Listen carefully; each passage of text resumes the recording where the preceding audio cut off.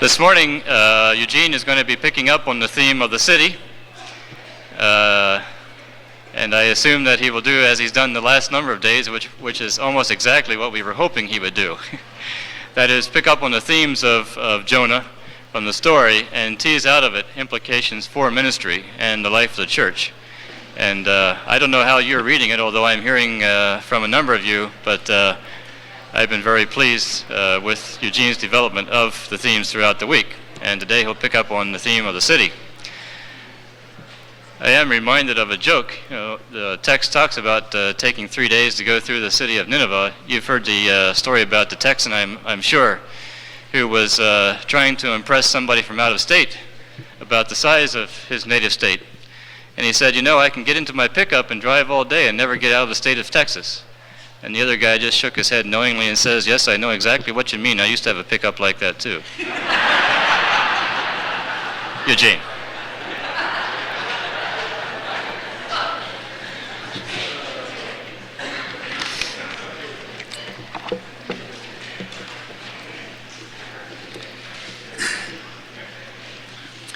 Every day I'm somewhat in awe and appreciative of the way the preacher of the sermon has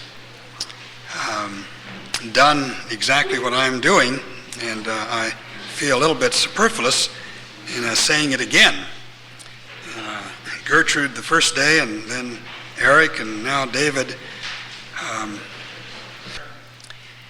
And he goes to Nineveh. And there we find him walking the streets of the city, doing what he was called to do, doing the work of the pastor. It is the nature of pastoral work to walk into an alien world, put our feet on the pavement, and embrace the local.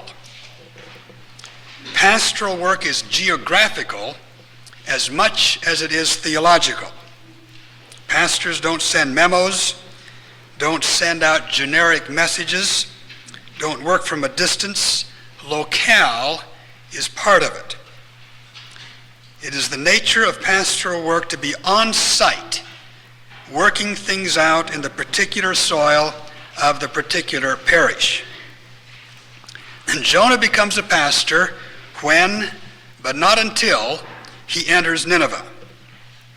Nineveh is a place on the map, the way Tarshish is not. Tarshish is a dream, a vision, a goal. Nineveh is mappable, has dust and dirt in the streets, is full of the kind of people you don't particularly want to spend the rest of your life with. These were ancient enemies, remember, and locates a defined task. I remind you, if you need reminding by this time, that Jonah in Nineveh is not an ideal pastor.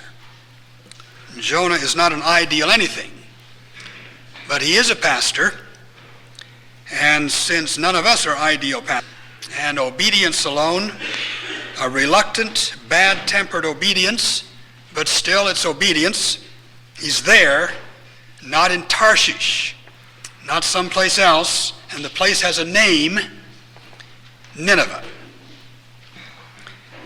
Every church is located someplace. There is no church in general. There is no generic church. There is no one-size-fits-all church. And the pastor is the person who is set down in that church, not another. So I want to use this name, Nineveh, and Jonah's work there to reflect on how this sense of place is so essential to the pastoral vocation.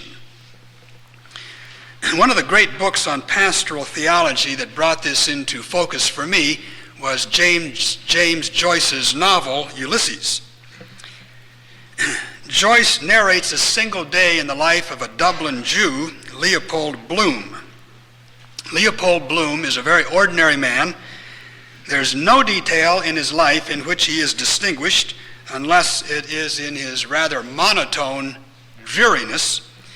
And Dublin is a very ordinary town with nothing to distinguish it, unless it's depressing ordinariness.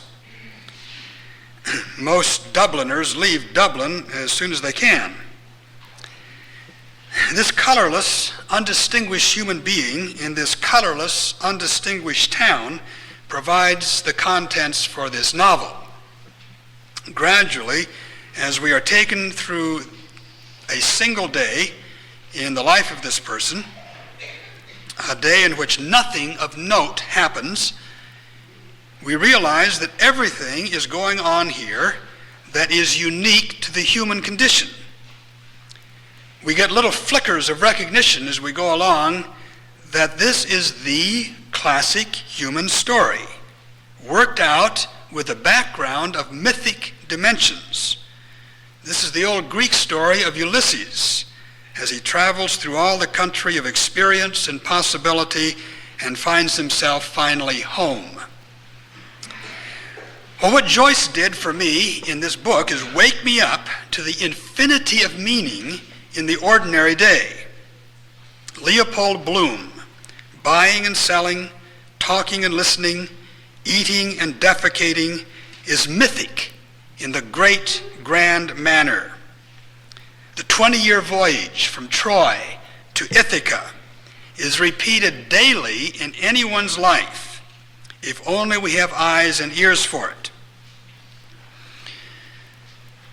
In the middle of reading that story, I had one of those moments of pastoral realization that was formative.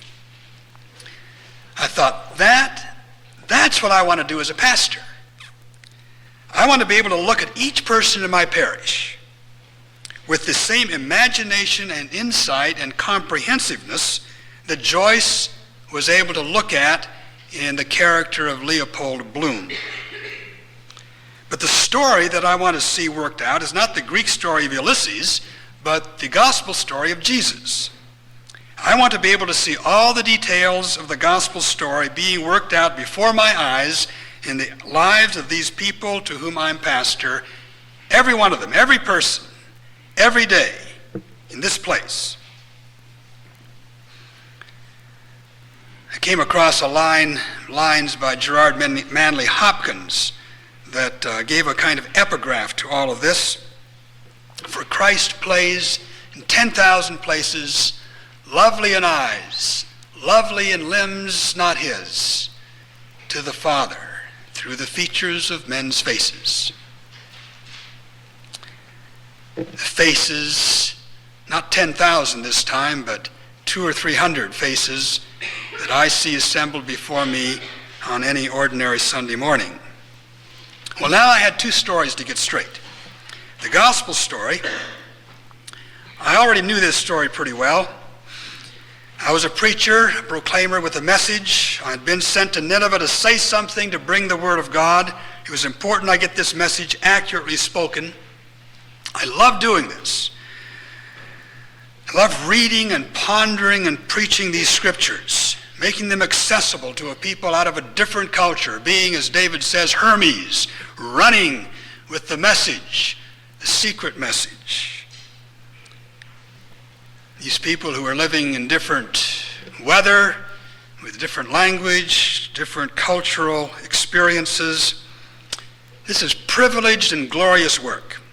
This is the work I expected to do when I became a pastor, and for which I was adequately trained. But this other story, this story of Leopold Bloom and Bill Elkin and Tina Zimmerman and Jim Drescher and Sarah Jones, this story I also had to get straight. The gospel story was being repeated, reworked, re-experienced in these people in this town, and my task as a pastor, I thought, was to be on location and recognize these stories and get the two stories now put down together, written on the same page. I wanted to see the gospel story in each person in my charge with as much local detail and daily experience as James Joyce did with the Ulysses story in the person of Leopold Bloom. So to begin with, I began taking location with supreme seriousness. Pastoral work is local, Nineveh. The difficulty here is that we have an eternal message, a universal gospel. We're under command to go into all the world to proclaim the gospel to every creature, and we work under these large rubrics of heaven and hell. And now we find ourselves in a town of 3,000 people on the far edge of Kansas, in which the library is under budgeted, the radio station plays nothing but country music, and the high school football team furnishes all the South celebrities that the town can manage. The covered dish supper is the high point of congregational life. Now, it's really hard for a person who has been schooled in the urgencies of apocalyptic and with an imagination furnished with saints and angels to live in this town very long and take part in its conversations without getting a little impatient, pretty bored, and wonder if it wasn't an impulsive mistake to abandon that ship on its way to Tarshish. So we start dreaming of greener pastures. We preach big idea sermons. Our voices take on a certain stridency, and as our anger and disappointment at being stuck in this place begins to leak into our discourse, we begin to separate ourselves from these people. Well, now is the time to rediscover the meaning of the local in terms of church, parish. All churches are local. I think the term local church might be a redundancy. It's just church. Whenever you find it, it's there, someplace. All pastoral work takes place geographically. If you would do good, William Blake once said, you must do it in minute particulars. Jonah, when he began his proper work, went a day's journey into Nineveh. He didn't stand at the edge and preach at them. He entered into the midst of their living, heard what they were saying, smelled the cooking, picked up the colloquialisms, lived on the economy, not aloof from it, not superior to it. Bill Sullivan said yesterday that 3 days journey, Nineveh is a 3 days journey city, it took you 3 days to get across it, was probably not true literally, and you can't really take seriously what people say about their own place. But I almost wonder if it wasn't to be taken literally, that Nineveh did take 3 days to walk across for a pastor.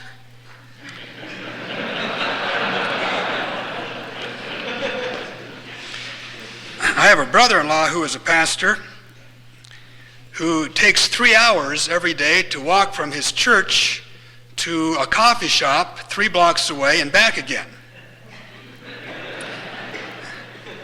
And he's being a pastor all the time. He's being leisurely. He stops on street corners. He talks to truck drivers.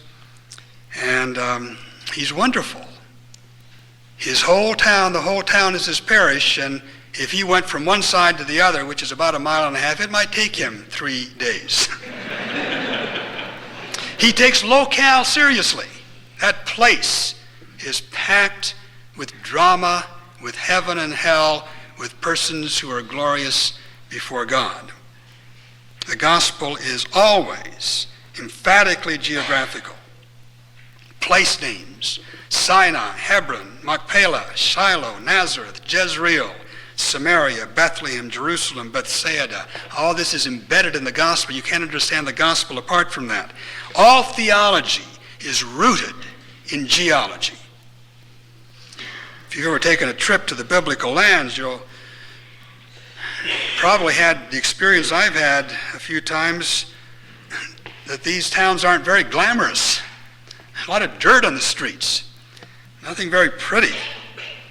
These places that David camped, in which Jesus walked, are probably no more beautiful today or less than they were when Jesus and David were, and no better than where you are right now. The reason that we get restless with the place we are and want, as we say, more of a challenge or a larger field of opportunity has nothing to do with prophetic zeal or priestly devotion. It's an outgrowth of spiritual sin, and the spiritual sin has a name. It's Gnosticism.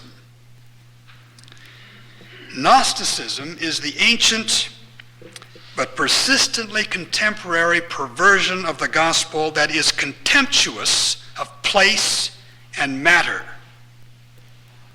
Salvation consists in having the right ideas, and the fancier the better. It is impatient with the restrictions of time and place. It's embarrassed by the garbage and disorder of everyday living, and so it constructs a gospel that majors in the higher feelings, the better impulses, embellished by the sayings of Jesus. Gnosticism is also impatient with slow-witted people and plodding companions, and so it always ends up being highly selective, arranging for an elite group of people who are spiritually deep and attuned with each other, and quoting the counsel of the experts. The gospel, the biblical Jesus gospel, on the other hand, is local intelligence locally applied, and plunges with a good deal of zest into the flesh, into matter, into place, and accepts whatever is there on the premises as the people of God. One of the pastor's continuous tasks is to make sure that these conditions are honored. This place just as it is, these people in their everyday clothes, a particularizing love for local things, rising out of local knowledge and local allegiance. Wendell Berry is a writer from whom I learned much of my pastoral theology. Berry is a farmer in Kentucky. On this farm, besides plowing his fields and planting his crops and working his horses, he writes novels and poems and essays. One of his themes is the importance of place. Place embraced and loved and honored and understood. And whenever Berry writes the word farm, I substitute parish or congregation. And the sentence works every time for me. One of the things that I've learned under Berry's tutelage is that it's absurd to resent your place. Your place is that without which you couldn't do your work. Parish work is every bit as physical as farm work. It's these people, this time, these conditions. It's not my task as a pastor to impose a different way of life on these people in this place, but to work with what's already there. There's a kind of modern farmer that Berry tells me about. You are probably very familiar with them.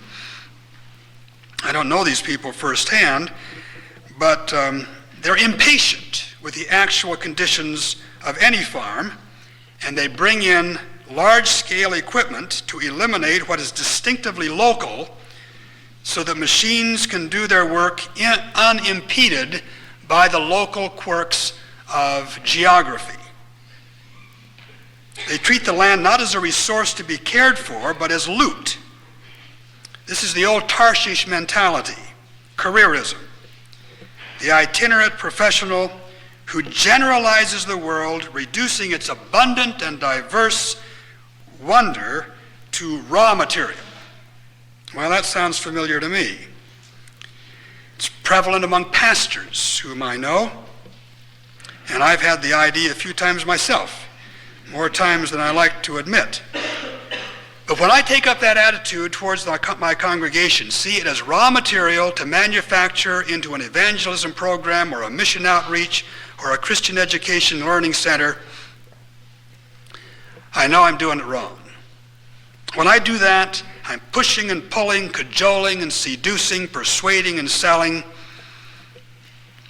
It wouldn't be nearly as bad if the people, our congregations, resisted and resented and challenged us when we work out of this perspective. But they're so used to being treated that way by businesses, public relation firms, educators, medical practitioners, and politicians that they don't see anything amiss when we do it. And in fact, when we don't do it, they wonder why we aren't doing our job right. And it is a highly effective way to develop a religious organization. People can be manipulated to do fine things, join meaningful programs, contribute to wonderful causes. The returns in numbers and applause are considerable. But in the process, as you do that, you and I find that we are dealing more and more in causes and generalities and abstractions, judging success by the numbers, having less and less attention for particular people, being irritated when one of them doesn't fit in to what we're doing, losing memory,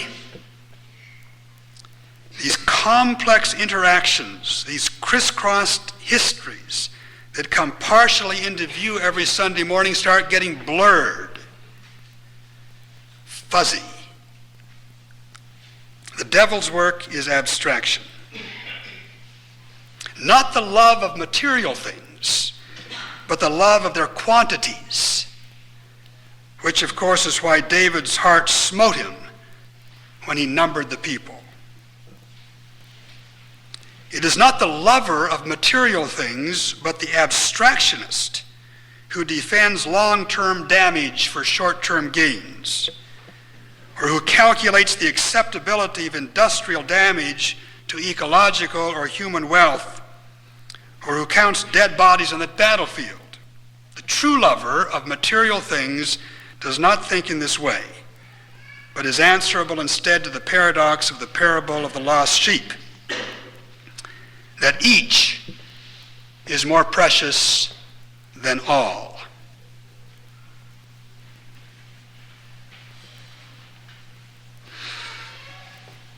These large generalities, these great abstractions of the gospel do not contribute to pastoral work. They interfere with spirituality. They make a muddle of the gospel.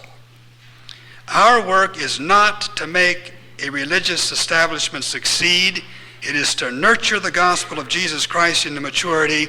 Holiness cannot be imposed. It must grow from the inside. There's something organic about it. I never know how Christ is going to appear in another person, let alone in a congregation. I must be mindful of the conditions, making ever more particular and precious each of these parishioners.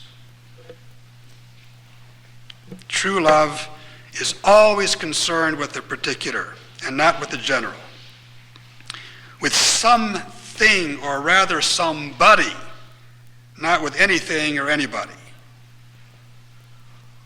And when I do that, I begin to develop a reverence for what is actually there instead of a contempt for the obvious inadequacies or a covetousness for someone else's place or person.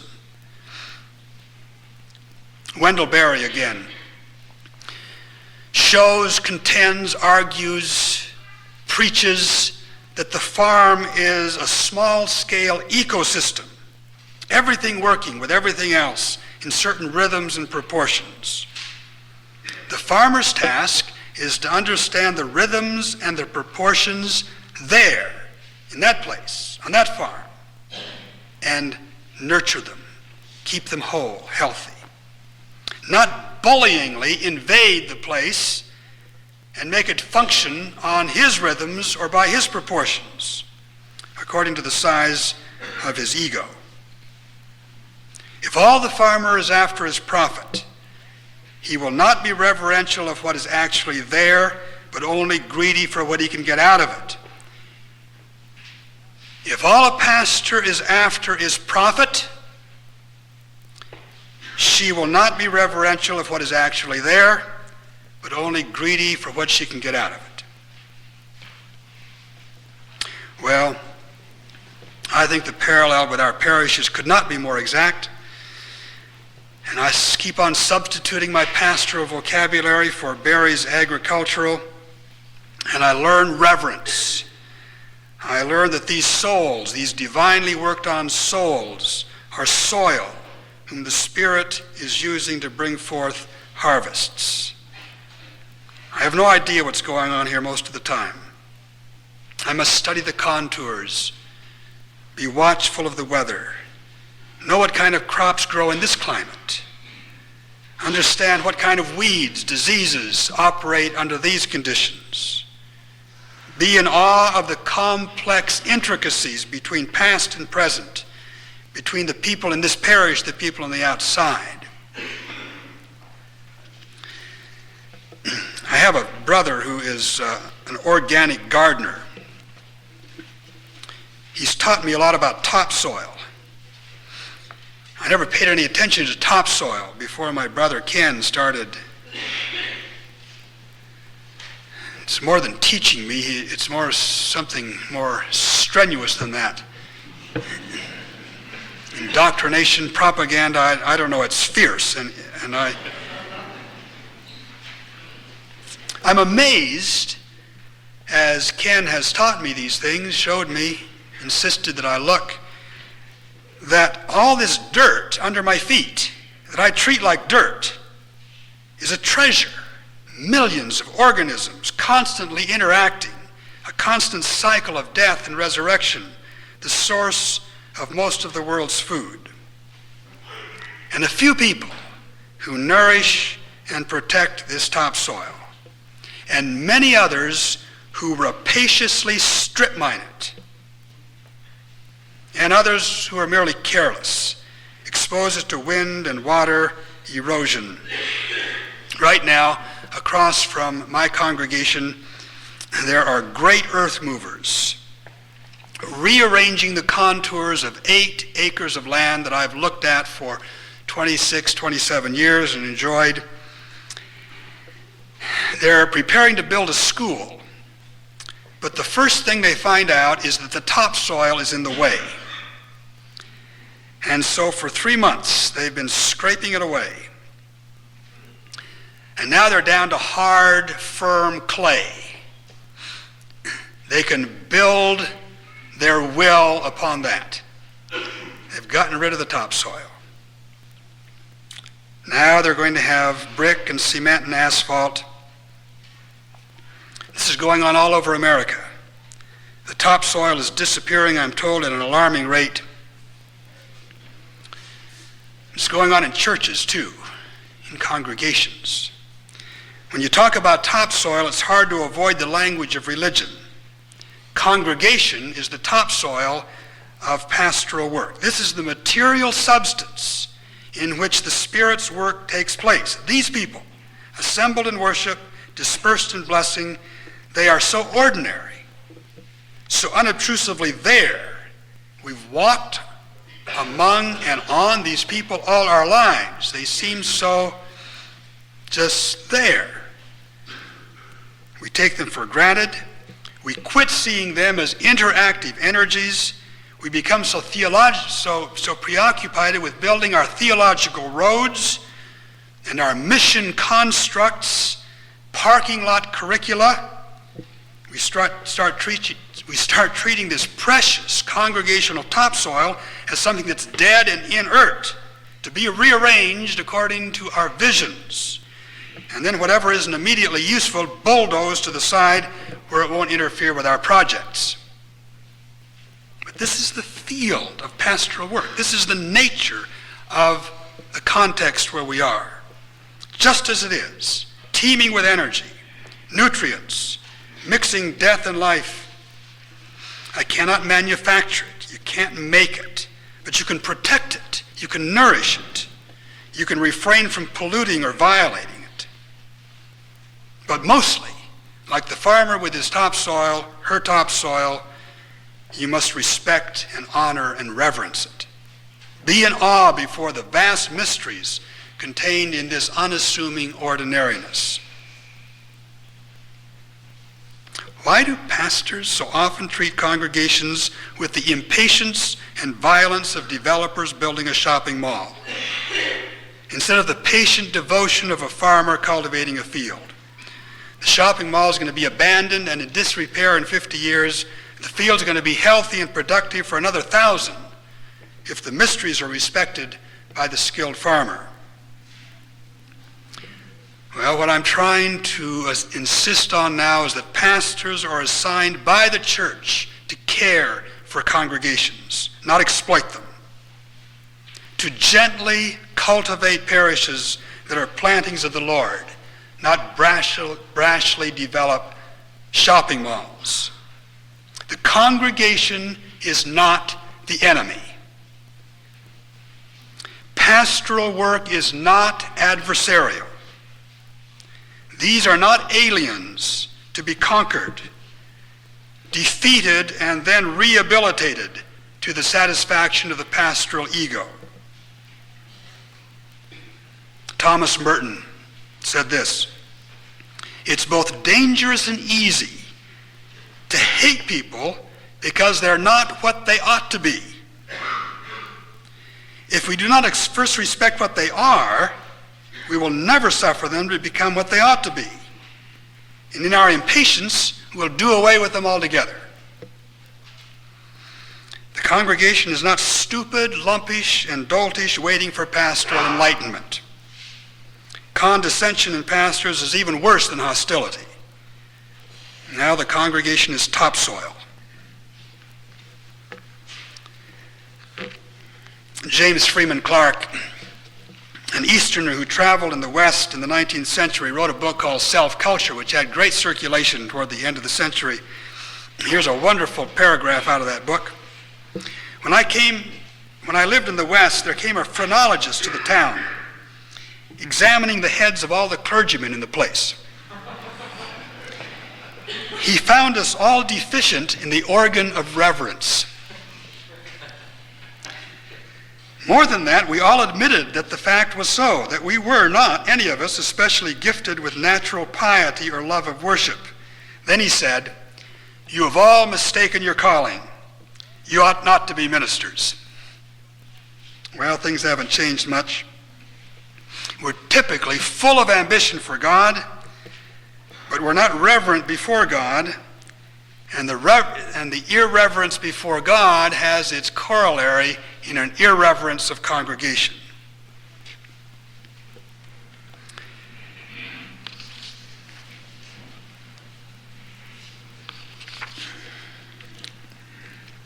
If we get this biological metaphor of topsoil growth in our imaginations, let it develop through our stories, our understanding of theology and congregational life, I think we're going to be protected against confusing religious cancer with religious growth. In a capitalist, consumerist economy, it's almost inevitable that we think in terms of large numbers and only pay attention to those parts of reality that we can measure with numbers. But we forget that growth basically is not a mathematical word, but a biological word.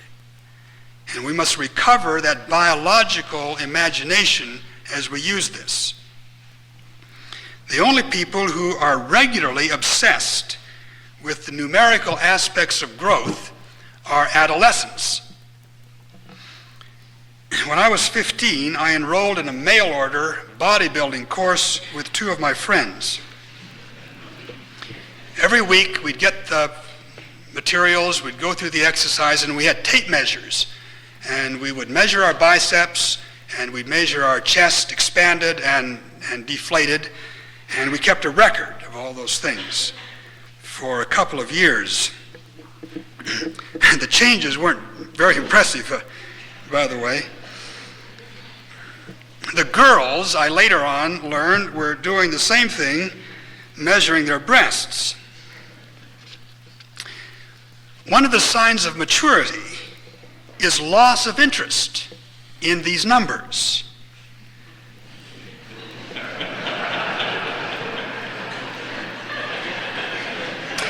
So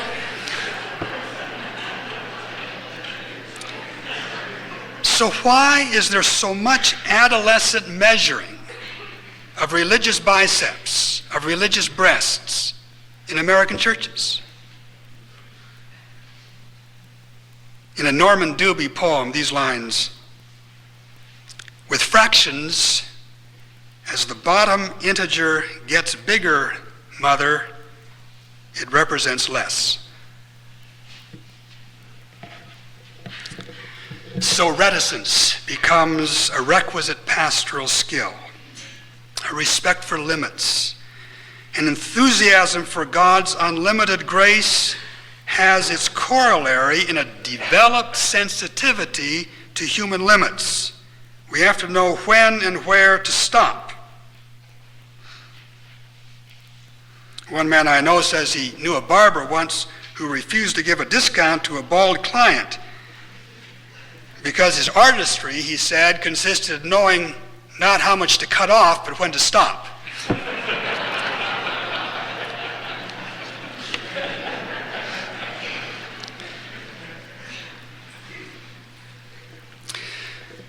Pastoral work is geographical, but alongside of that, pastoral work is also eschatological.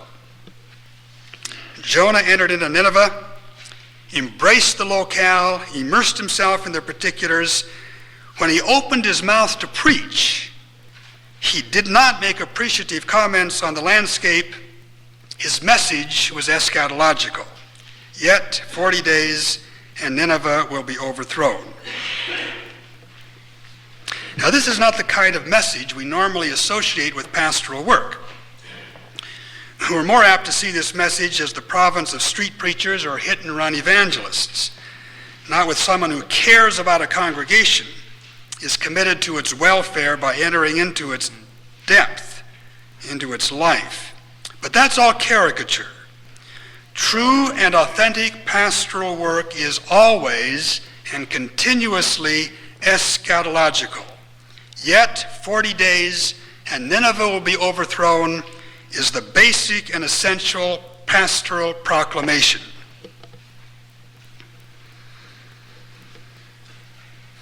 Eschatology is the category we use to deal with matters concerning the end. The future is the aspect of time that has most to do with being human. What we are made for is of far more significance to the way we live our lives than that out of which we are made.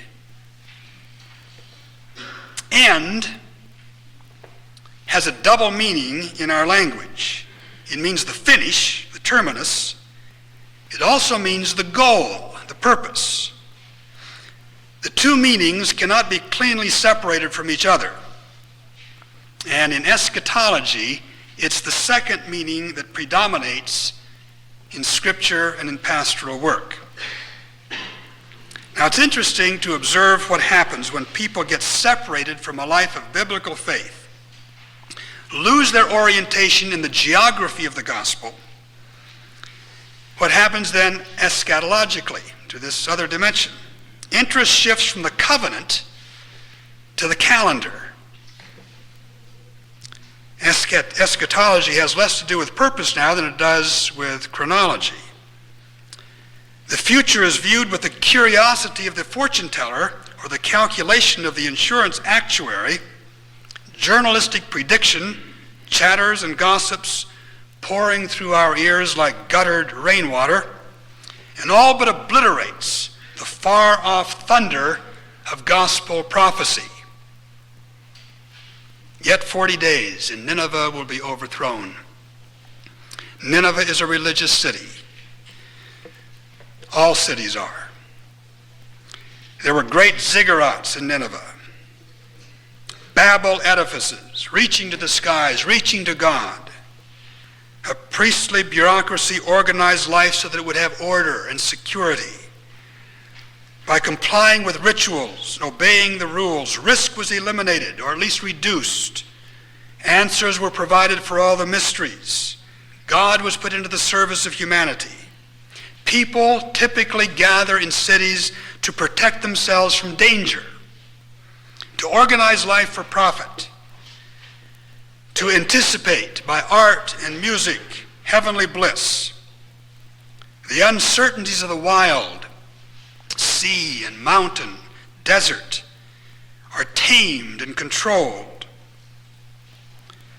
In the city, we're not vulnerable like we are in the desert or the wilderness to the exigencies of weather, the terror of prowling beasts, and up until recently, bandits. People used to form cities to protect themselves against bandits. Now they leave cities to protect them. But in Nineveh, you can be sure that they were there to protect themselves, to be protected. In the city, we do not have to live with mystery. All the streets are plotted, have names, all the houses have numbers. In the city, we do not have to live by faith. If the city is large and famous, as Nineveh was, its citizens take on some of the splendor of the place itself and of its successful gods. Jonah entered into Nineveh, became pastor in the place, not to make it more religious, not to serve its religious needs, but to subvert their religion, insinuate doubts into the validity of their assumptions, and to help them to deal by faith with the living God. Yet 40 days and Nineveh will be overthrown. He didn't, you'll note, accuse them of being evil. He didn't denounce their sin and their wickedness, although there was probably plenty of it. What he did was call into question their future. He introduced eschatology into their now-oriented religion. They're a security-obsessed present.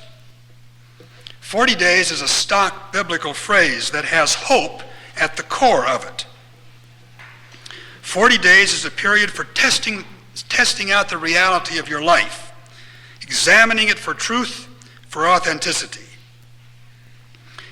Is this a real life I have? Or is this just a sham imitation passed off on me by a sleight of hand culture? Is what I'm doing and saying my own? Or is it just borrowed from people who know less than I do about who I am and what I'm for? Is God skillfully shaping and wisely guiding my life? Or have I let my untutored whims and infantile sins reduce me to the lowest common denominator? Is this the way I want to spend the rest of my life? The 40 days in Noah's Ark was a purgation, a cleansing of bad habits, a washing away of unreflective gratification. The 40 years in the wilderness was a training to live on the promises of God, to live in the risky, high promised land of blessing by faith. The 40 days of Jesus' temptations was a probing of motive and intent, a clarification of the ways in which God worked salvation. So seduces us away from God, away from faith. And in each case, this number, 40, works eschatologically. The last day, the 40th day, shapes the content of the 39 days. It isn't just a date you wait for, it's a day that is retroactive on everything else.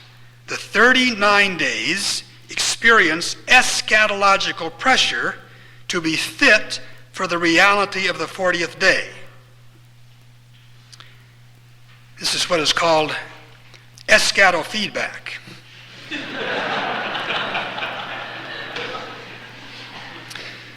The days become purged towards a new beginning. The days offer themselves up for training to live by worship in faith.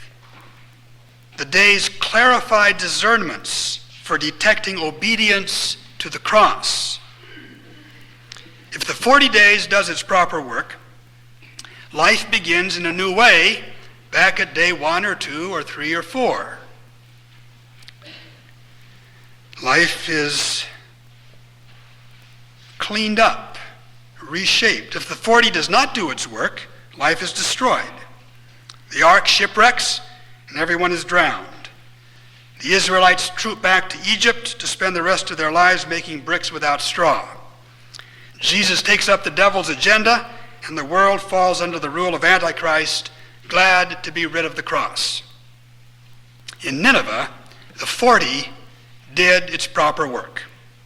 The people heard the message not as a prediction of doom, but as a proclamation of hope, that while religious Nineveh was doomed, another way of life was possible, a way of faith in God.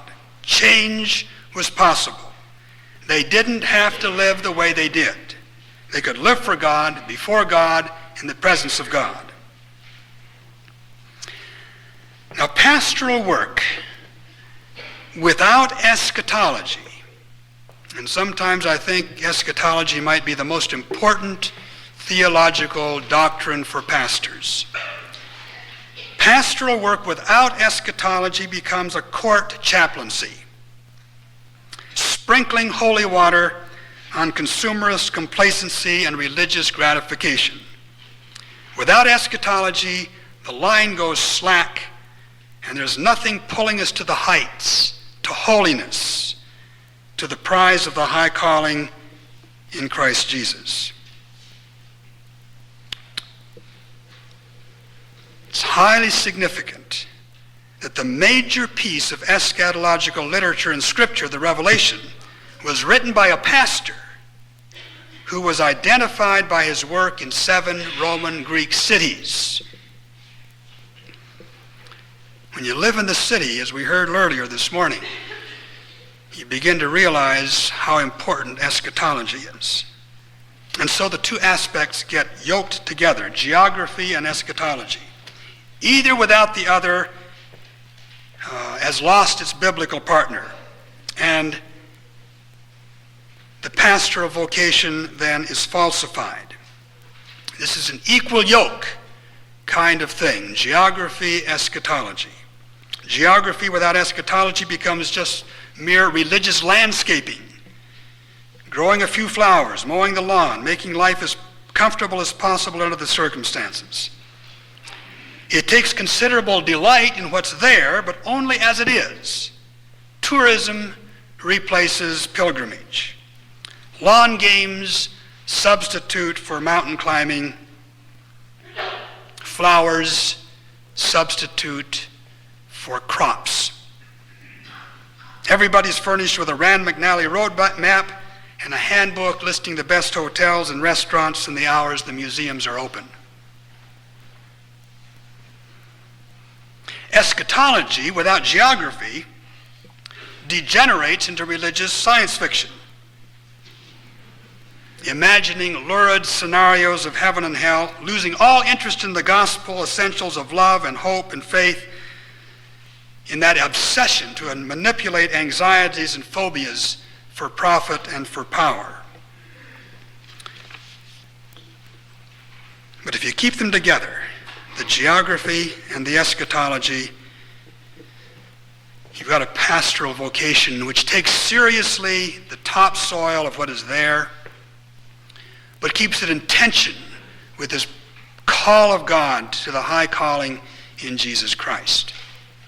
A few years ago, these two pastoral essentials got unyoked on me, fell apart.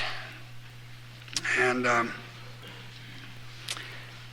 this sense of everyday ordinary place and this sense of shaping eternal purpose, I was starting to feel frazzled and disconcerted and irritable. It was Easter Sunday. I came home from leading worship and I said to my wife, Jan, let's get out of here. I can't handle this anymore. I was feeling strung out. Several things had required some sustained attention and intensity, and they were finished, and now there was a feeling of letdown. Lent was over. I had just completed a book manuscript, and it was ready for publication, for the publisher anyway. It's not always the same thing. My confirmation class was over, and the 7 young people were confirmed. I had just finished teaching a course at the university, and the final exams were graded. I had loved doing each one of these things, leading the congregation deeper and further into its Lenten worship, getting to know these young people, sharing the faith with them, writing the book, teaching the university students. It was good work, exhilarating work, but it was also demanding, and I was tired, exhausted. So we talked how we could get away for a couple days. And we decided we'd go to Assateague Island, first thing in the morning. So we got out our backpacker tent, sleeping bags, threw some groceries in a box, and got some outdoor clothes together. Because of commitments that were still strong through the day, we couldn't leave until the next morning. Assateague is a designated wilderness area off the Maryland coast, one of the barrier islands in the Atlantic. Sand dunes, wild ponies, gulls, terns, surf breaking along those long, long beaches, and no people for miles and miles and miles, especially in April. It's about 3 hours driving distance from our home, and that seemed to be an adequate buffer between the hassle I was feeling and the restoration I hoped to get. But getting out of town wasn't simple. There were still a number of things I had to get done. I had to stop at the post office and mail off the manuscript. I had to go to the university and leave off my class grades to the dean's office. I had to make a couple of telephone calls to straighten out the nursery schedule. I had a list. I was anxious to get away, and I was checking off items off the list as I got through them, impatient, wanting to get away, hardly could wait to get to the seashore. The last item on the list was Miriam, St. Joseph's Hospital. Miriam was going to have surgery tomorrow, the next day. A pastoral visit was necessary, but Miriam was a person whom I took no delight in being pastor to. She was whiny, quarrelsome, discontent, tedious, and I knew what was going to happen when I entered the hospital room. I would enter there to bring her a ministry of healing and hope and comfort, and she would supply the context, which was a litany of discontent. And I didn't look forward to the visit, but it had to be done. Miriam at St. Joseph's, last item on my list. I made my visit. It was just the way I anticipated. And as I came off the elevator with this list in my hand, I looked it over once more to make sure everything was done. Miriam's name, the last name on the list, was crossed off, and I crumpled up the list, and I threw it in a waste can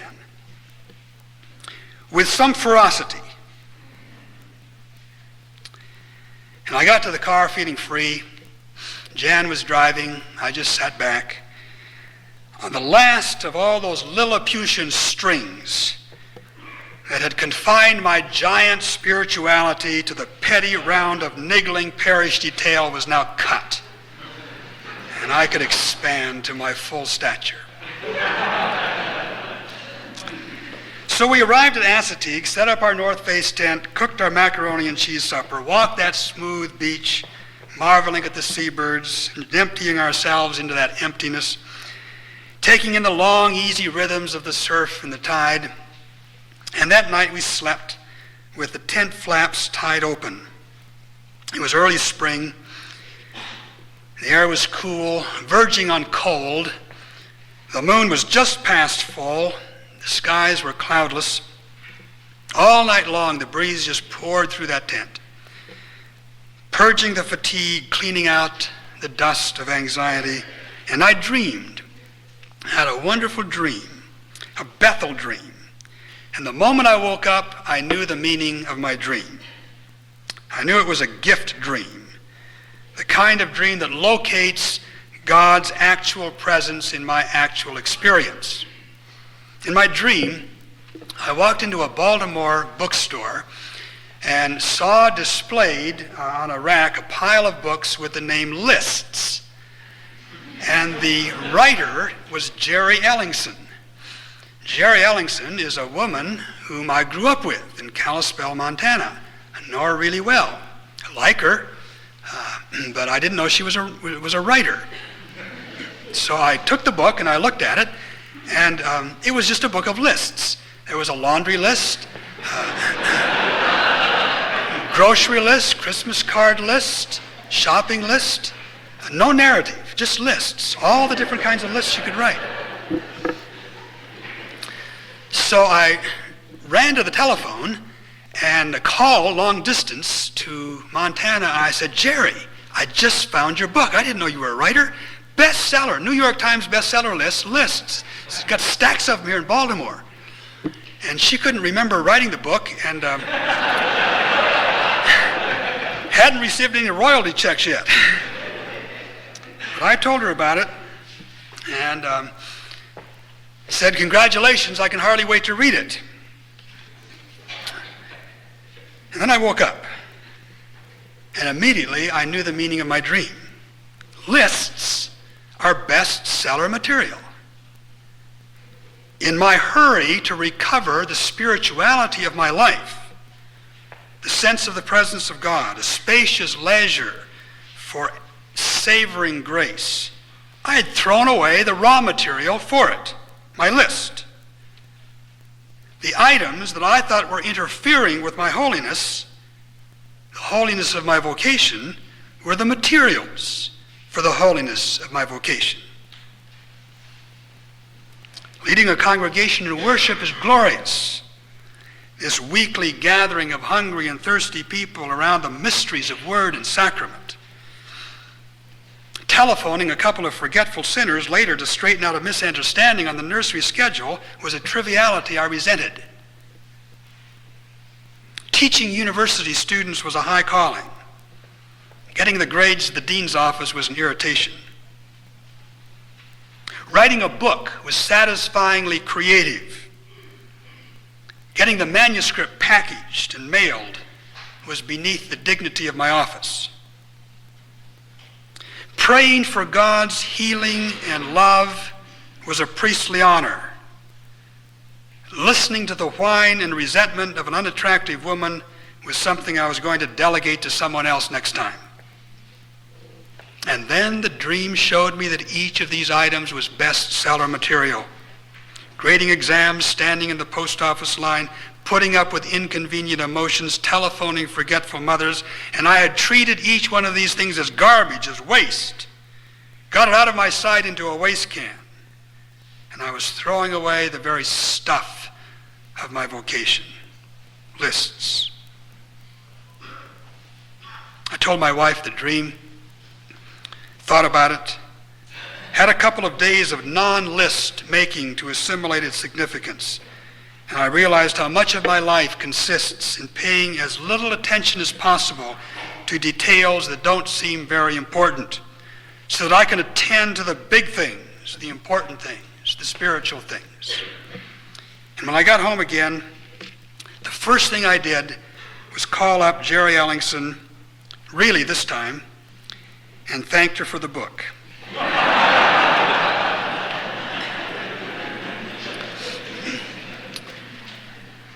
And then I went out and bought a notebook and started keeping a journal. At first, and for a long time, all my journal contained was lists. People to see, letters to write, visits to make, errands to run. I just wrote them in my journal, rather than as I used to do on scraps of paper. I did that to give them some dignity, some semi-permanence, and then I prayed my lists. Bestseller material. This is my Jonah work. Giving loving and leisurely attention to the everyday geographical details of my Nineveh life, and at the same time holding them in the tension of the eschatological, the urgency. Eternal souls at stake here. Precious lives at risk. I call my journal my eschatological laundry list. It's hard to believe that these names, these errands, these appointments are bestseller material. But in Nineveh they are. Amen.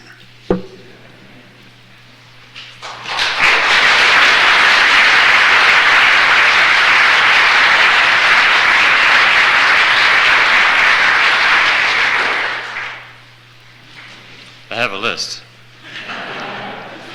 of announcements. But before we get to that, any responses, questions, comments?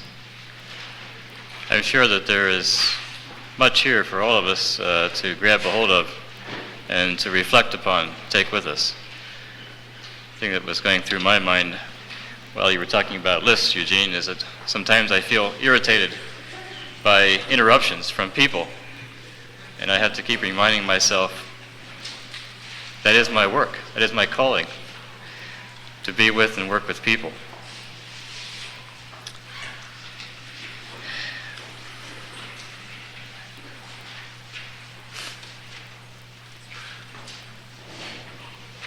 Mel?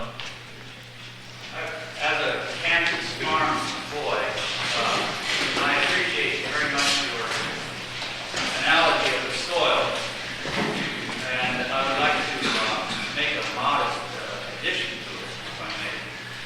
I wanted you to go on and say that the only way to build up the soil is through two methods, and that is through humus, which becomes death, and through manure, which is the all-scouring or the awful stuff that's already been used up.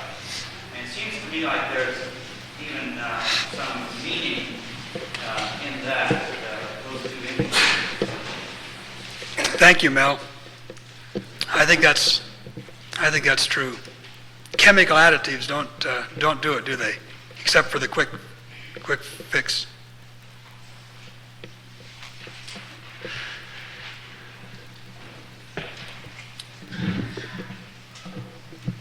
Well, you must want to get to lunch fast. Bring up your list, Richard.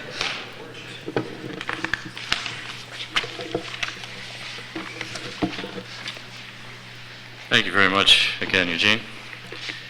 We're on a journey here this week. Some of us are going the whole way from the homeland to Nineveh, from Joppa to Nineveh. Some of us are only going on part of the trip, and we're glad to have those of you who are here for only one day or one session. We don't have a ticket taker, as it were, at the door, but we would invite you to stop by the registration table. We have a one day as well as a one session registration fee, $15 for one day or $5 for one session. I'd like to call to your attention those of you who have the information, the folders of information. There are several things in there that I hope you don't just simply discard. One is the evaluation form for the week. Before you leave tomorrow, we'd urge you very much to take some time, respond to the questions there, and give us your ideas and suggestions for future Pastors' Weeks at AMBS. You'll notice in that evaluation form, and I won't say much about it here, that next year already we have established the book of Revelation as the focus for the week. And the committee is spinning off a lot of ideas from that, focusing a bit on worship, also talking about social, political, ethical implications, and maybe we got a bit of a foretaste of the eschatological emphasis as well for next year. There's also in your folder a tape order form. The sessions here this week are being recorded, and we'd invite you to place your orders for the ones that you would like to have at the desk at the back. I invite you all to return this afternoon at 1:30. We will be hearing from Henry Schmidt, who joined us yesterday already. The general topic which we gave him, he's broken it down into smaller pieces, is that of missionaries in spite of ourselves. Henry Schmidt is from Mennonite Brethren Biblical Seminary in Fresno, California. He is professor of mission and evangelism there. Have a good lunch.